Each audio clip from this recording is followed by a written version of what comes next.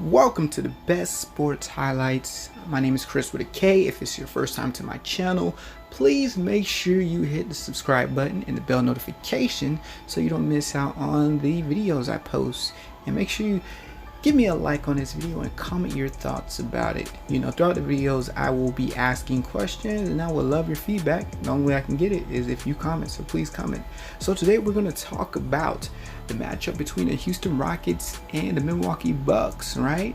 A funny fact about that game is that literally the last 3 seasons MVPs were all in this game. Giannis was last year, the year before that was Harden, and the year before that was Russell Westbrook. Not Westbrook, it's Westbrook. Oh my gosh, sometimes I twist my tongue on my words. But yeah, let's get into the game and see how it went and break down the outcome. So yes, it was a crazy showdown. I'm gonna be honest with y'all. I thought literally that the Rockets had the game just because they had the advantage. They added Russell Westbrook. I didn't even know they added Tyson Chandler, Macklemore, who was originally with the Kings, and I don't know where he's been for the last year and whatnot. They have Austin Rivers, Gordon, Capella. They got a lineup in Tucker. They got a decent squad. They literally didn't lose anybody, basically, that was key to their success last year. Then the Bucks, however, they definitely lost. They lost Brogdon, Miricic, 2 key players and whatnot. Brogdon helped keep the ball moving when Giannis went out.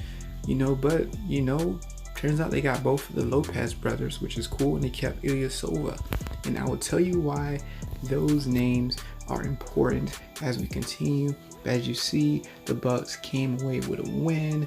Giannis had a triple-double to start off the season. What a great start for the MVP, a win and a triple-double. How about that, Giannis?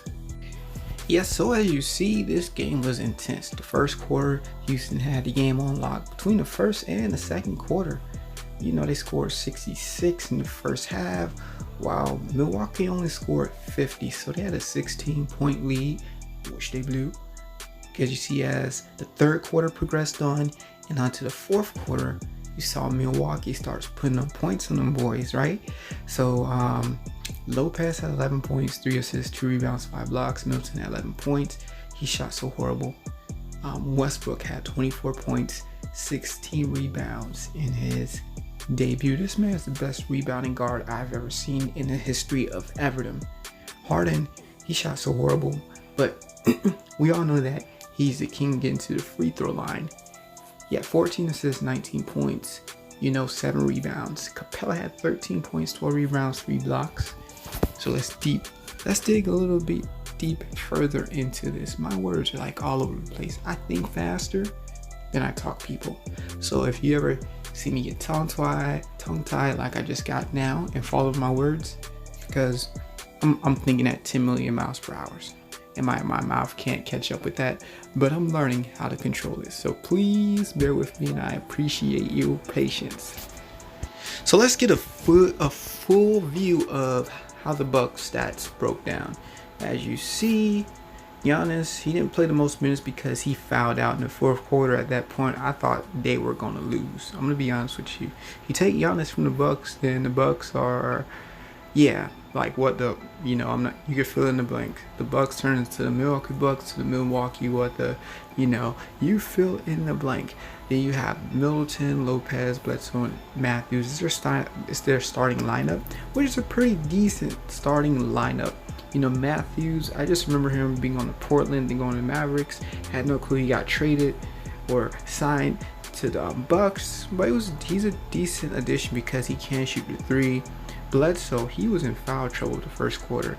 A decent guy. He was supposed to be like a all-star, superstar type of point guard, but never just broke past that barrier. But he's a good point guard to have.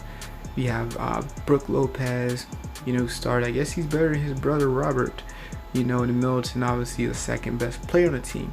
I like their bench because they have, a backup center in Lopez, Korver.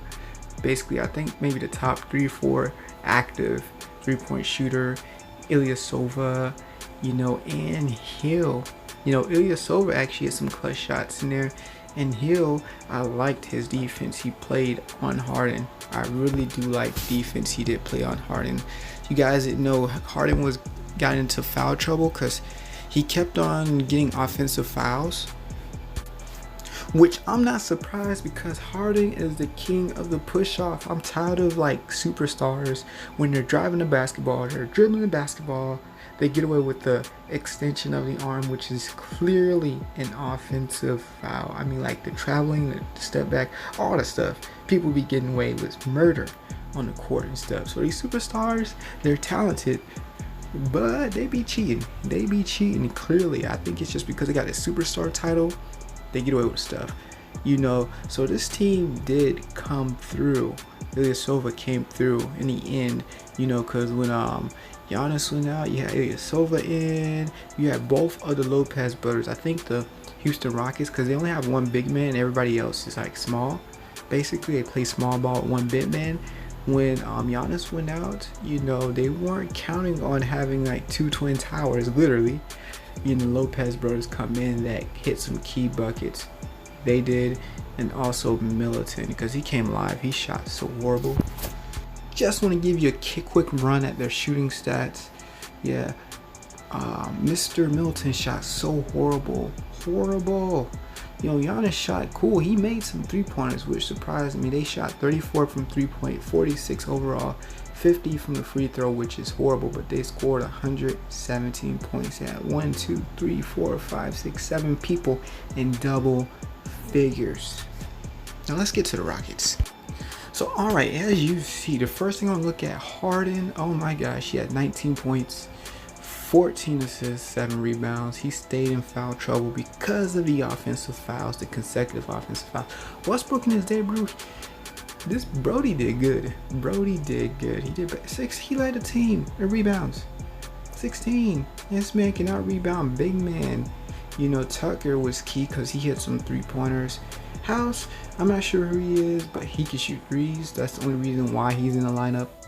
Chandler, I love this guy. He's a veteran, but he can still ball. Gordon, Mr. Knucklehead. He is a key. He's like the key 6-man for the team, I would say. McLemore, he's in there for 3-pointers. So if you look at a team, they have literally 2 starting lineups. If you look at their starting lineup and their bench, both lineups has 4 shooters in each lineup and then 1 center. That's their formula, Cephalosha, which I was shocked he's on this team. Cool pickup because he's kind of a defensive presence. And then Rivers. So they literally have 2 starting lineups in the lineups. Harden had a horrible shooting night, but still put up 19 points. And this is why, just look at his stats. He shot 2 for 13, made 1 3-pointer. So it's literally 5 points he scored from field goals. And the 14 points he made his free throws. Thank God for the free throws. Westbrook shot better than him, and Westbrook is a worse shooter than James Harden. Tucker was 5 for 8. He came through with some 3-pointers. Gordon 3 for 12. And House, McLemore, stuff like that. They shot 33% from 3-pointer. Mike D'Antoni said the goal of the team is to shoot 50 3-pointers a game. This guy is crazy. They shot 36% from the field, 74 from the free throw, largely thanks to James Harden, keeping the percentage up. But the thing is, Houston, they can win it this year because when Harden's off, Westbrook can be that engine. He's the engine of the team. I'm not gonna lie. You saw last night's game, Westbrook was on fire. So I think if it wasn't from James Harden having a bad shooting night, if he had an okay shooting night, they would have definitely won. He would have definitely put up at least 30. They would have definitely won. So like this year, I don't know if Westbrook will average a triple-double, but he will definitely have him some throughout the season. I mean, he was able to dish to Chandler, Capella. Capella might be averaging more points because at all times when someone's on the floor, it's going to either be Westbrook or Harden. So there's going to be more assists going on because between Harden and Westbrook, they had about I think 26, 25 assists. Crazy. No, I'm sorry, 21. Westbrook had 7, Harden had 14. crazy. I think they'll be fine. Even though they lost, they're probably a top 4 seed in the West. Hands down, top 4 seed in the Western Conference. You heard me say it. Top 4 seed in the Western Conference. So I have 3 super duper trooper very important questions for you, which are how far will the Rockets go this season? Will they win a championship? Because I truly believe if they don't win it this year, then we can get a tortilla, throw some lettuce, throw some onions, throw some avocado, throw some alkaline mayo sauce in it, throw some let's say a hemp burger in it. You know, just I'm putting all these ingredients together, people, because it's a wrap if they don't. That's the point I'm trying to make. And how far will the Bucks go? Will Giannis make it past Eastern Conference Finals? Will they finally go to their first finals and win a chip, bring Milwaukee a chip? Or will it go to another team? Next question is, will one of these guys be MVP again? Meaning, will one of these guys repeat MVP this season again, or will it go to someone else? All these questions I'm asking you guys, I want the answer in the comments. Comment below the answers. I really want to see what you guys think about this. And lastly, it's not a question, but it's a very smart suggestion, which is don't forget to subscribe to my channel. That's all I ask for you. If anything else, please subscribe and don't forget to hit the bell notification so you don't miss out on awesome content I post here. So yes, thank you for tuning in to the best sports highlights. And yeah, don't forget to subscribe, like, comment, and I will see you on the next video. Stay awesome, you awesome person. I'm out. Peace.